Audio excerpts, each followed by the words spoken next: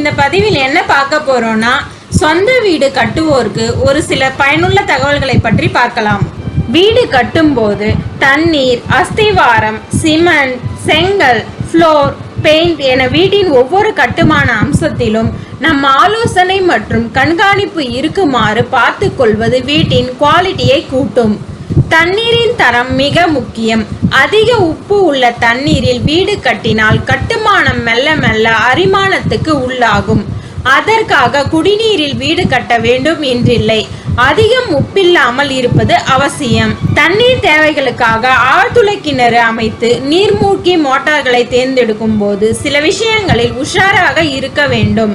தண்ணீர் கொஞ்சம் கூட உட்புக வாய்ப்பில்லாத மோட்டார் பம்புகளையே தேர்ந்தெடுக்க வேண்டும். அப்பொழுதுதான் மின்கசிவால் பிரச்சனை இருக்காது.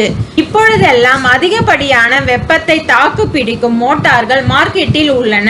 வெப்பம் அதிகமாகிவிட்டது என்பதை உணர்த்தும் அலாரம் பொருத்தப்பட்ட மோட்டார்களை பொருத்திவிட்டால் அடிக்கடி ரிப்பேர் ஆவது தடுக்கப்படும். வெப்பத்தை உணர்ந்து மின் இணைப்பை தானே துண்டித்து விடும் வகையிலான ஏற்பாடுடைய மோட்டார்களை பொருத்துவது புத்திசாலித்தனம்.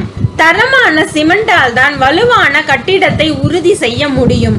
அந்த தரத்தை சிமெண்டின் நிறத்தை பார்த்தே ஓரளவு யூகித்து விட முடியும். லேசான பசுமை நிறத்தில் இருப்பது நல்ல சிமெண்ட். மூட்டைக்குள் இருக்கும் சிமெண்ட்டுக்குள் கையை விடும்போது சிலுசிலுவென்று குளுமையாக இருக்க வேண்டும். தண்ணீர் இருக்கும் வாளிக்குள் சிமெண்டை போடும்போது அது மிதந்தால் தரத்தில் கோளாறானது என்று அர்த்தம். அதே போல் கட்டி இருந்தாலும் தரமற்றது. சிமெண்ட் மூட்டையின் அளவு 50 கிலோ இருக்க வேண்டும். எடை வேறுபாடு 1 கிலோ வரை அனுமதிக்கலாம்.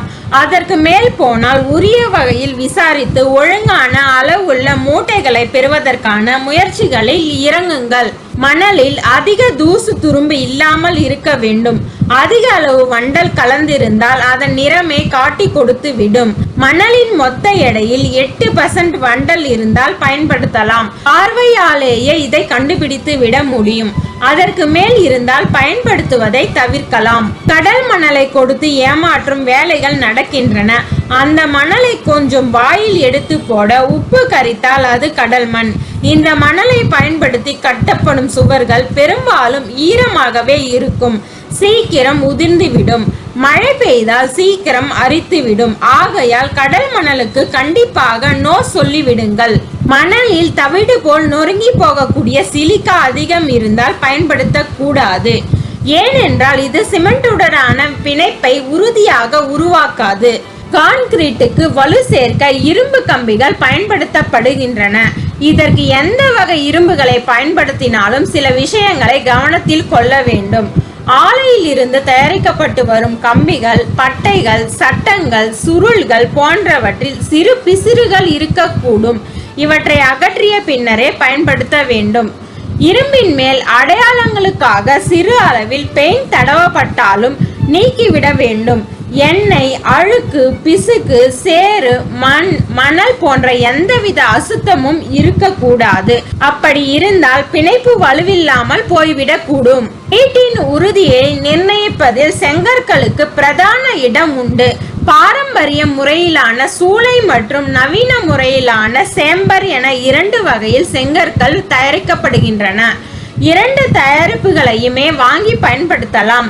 இப்பொழுதெல்லாம் இன்டர்லாக் செங்கல்கள் என்றொரு வகையும் பயன்பாட்டில் இருக்கிறது. நிலக்கரி சாம்பல், சுண்ணாம்பு, ஜிப்சம் கலந்து தயாரிக்கப்படும் இந்த கல் 3 செங்கற்களுக்கு இணையானது. வேலையை சுலபமாக்கும். கட்டுமான பொருட்களின் சேதாரத்தை குறையுங்கள். கொண்டு வரும் போதோ கையாளும் போதோ பயன்படுத்தும் போதோ ஆகும் சேதாரத்தில் மட்டும் 5% கட்டுமான பொருட்கள் வீணாகிவிடும். நீங்கள் களத்தில் இருந்தால்தான் இந்த சேதாரத்தை கண்காணிக்க முடியும். அலுவலகத்திற்கு விடுமுறை போட்டால் லாஸ் ஆஃப் பே ஆயிற்றே என நீங்கள் கணக்கு போட்டால் இங்கு அதைவிட அதிக அளவு பொருட்கள் நட்டமாகும். மூலப்பொருட்களை ஒரேடியாக வாங்கி ஸ்டாக் வைத்துக் கொள்வது தவறு. கட்டுநர்களுக்கு இது சரியானது. ஆனால் முன்கூட்டியே ஒரு பெரிய அளவிலான கட்டுமான பொருட்களை வாங்குவதன் மூலம் நமது பணம் மறைமுகமாகவே ஒரு இடத்தில் முடக்கப்படுகிறது. எல்லா வேலைகளுக்கும் மரத்தையே நாடாமல் UPVC மற்றும் அலுமினிய ஜன்னல் கதவுகளை பயன்படுத்துங்கள். மர லுக்கினை தரும் ஸ்டீல் கதவுகளை கூட நாம் பயன்படுத்தலாம். ஆற்று மணலை வெளியில் ஒரு வார காலம் போட்டு வைத்து பின்பு அதனை கசடுகள் நீக்கி சலித்து பயன்படுத்துவதற்கு பதில் நன்றாக பேக் செய்யப்பட்ட சாண்டை பூச்சு வேலைக்கு பயன்படுத்தலாம். சென்னை போன்ற நகரங்களில் வசிப்பவர்களுக்கு ஆற்று மணலை விட சாண்ட் விலை குறைவானது என்பது குறிப்பிடத்தக்கது. எந்த வேலைக்கு எந்த அளவிலான கம்பி என்பதை பொறியாளர் மூலமாக பார்பெண்டருக்கு உணர்த்தி விடுங்கள். பொதுவாக அஸ்திவாரம், பில்லர்கள், தளங்கள் இந்த வேலைகளின் போதுதான் பொறியாளர்களின் பேச்சை பார்பெண்டர்கள் கேட்கிறார்கள். டாபு போன்ற மற்ற வேலைகளுக்கு அதிக அளவில் கம்பிகள் செலவாவதை நாம் தடுக்க வேண்டும். உங்களது ப்ராஜெக்டுக்கு நடத்தும் இடத்தை சுற்றி வலுவான காவலை ஏற்படுத்தி கொள்ளுங்கள். இன்றைய நிலையில் கட்டுமான பொருட்களை விட காஸ்ட்லியானது எதுவும் இல்லை. தேவையற்ற பார்ட்டிஷியன் சுவர்களுக்கு அதிக கனமுடைய சுவர்களை அமைக்காதீர்கள். செலவானாலும் பரவாயில்லை என்று தரமிக்க மின் கேபிள்கள், மின் சாதனங்களையே வாங்குங்கள். இது ஒன் டைம் இன்வெஸ்ட்மெண்ட் தான். இதற்கு பிறகு ஆகும் மின் செலவை இது பெருமளவு குறைக்கும். நான் பிராண்டட் பெயிண்டுகளை உங்கள் கட்டுமானத்திற்கு பயன்படுத்தாதீர்கள். தரமற்ற பெயிண்டுகள் உங்கள் பர்ஸை சிக்கனப்படுத்தும், ஆனால் கட்டிடத்தை நீண்ட காலம் பாதுகாக்காது. வீட்டை சுற்றிலும் முறைப்படி அளந்து எல்லைகளை கவனமாக வேலியிட்டு பாதுகாத்துக் கொள்வது சிறந்தது. சிமெண்ட் கட்டிட சாமான்கள், கருவிகள் இவற்றை பாதுகாக்க ஒரு சிறிய குடோன் அமைப்பது நல்லது. கட்டுமான பணிக்காக முதலில் குடிநீர் தொட்டி கட்டிக்கொள்வது நல்லது, அல்லது செப்டிக் டேங்க் கட்டி கட்டிட வேலைக்கான நீர் தொட்டியாக பயன்படுத்தி கொள்ளலாம். போர்வெல் போட்டு மின் இணைப்பு பெற்ற பிறகு கட்டிட வேலையை துவங்குவது வரவேற்கத்தக்கதாகும்.